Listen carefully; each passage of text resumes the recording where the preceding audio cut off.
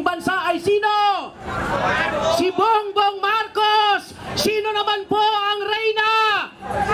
Si Sara Duterte. Dapat lahat ng sangkot ay dapat managot. At para po sa aming mga manggagawa, ang unang hakbang para sa pagpapanagot, patalsikin ng taong bayan si Bongbong Marcos, patalsikin ng taong bayan si Sara Duterte at panagutin ang lahat ng sangkot, baguhin ang bulok na sistema.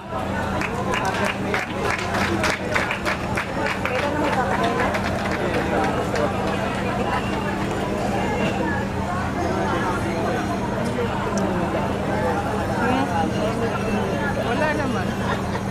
Bayad lang. Ikaw naman. Napapaisip ka rin sa sila. Mga kababayan, maalab na pagbati.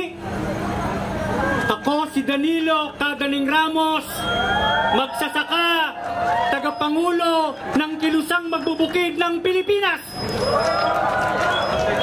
Ang baha at korupsyon, mga salot sa magsasaka at taong bayan.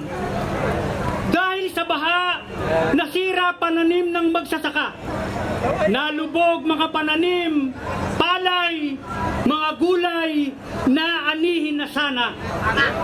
Maraming kaso, palay at gulay, walang inani. Inutang ang gasto sa pagsasaka na baon ang magsasaka. Walang kompensasyon na natanggap mula sa gobyerno. Dapat minimum 80,000 pesos para sa mga magsasaka. Karampatang tulong rin sa mga mangisda at manggagawa sa agrikultura. Mga kababayan, wala na po ang bagyong Tino at Uwan. Ang korupsyon at katiwalian narito pa. Araw-araw nararanasan ng masang anak pawis. Hanggang ngayon, baha pa rin sa Bulacan, Visayas at Mindanao. Sa ilalim ni Marcos at Duterte, tumindi pa ang korupsyon at anomalya.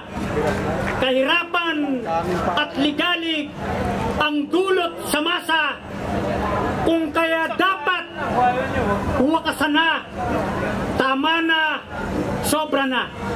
Marcos, Duterte, resign na.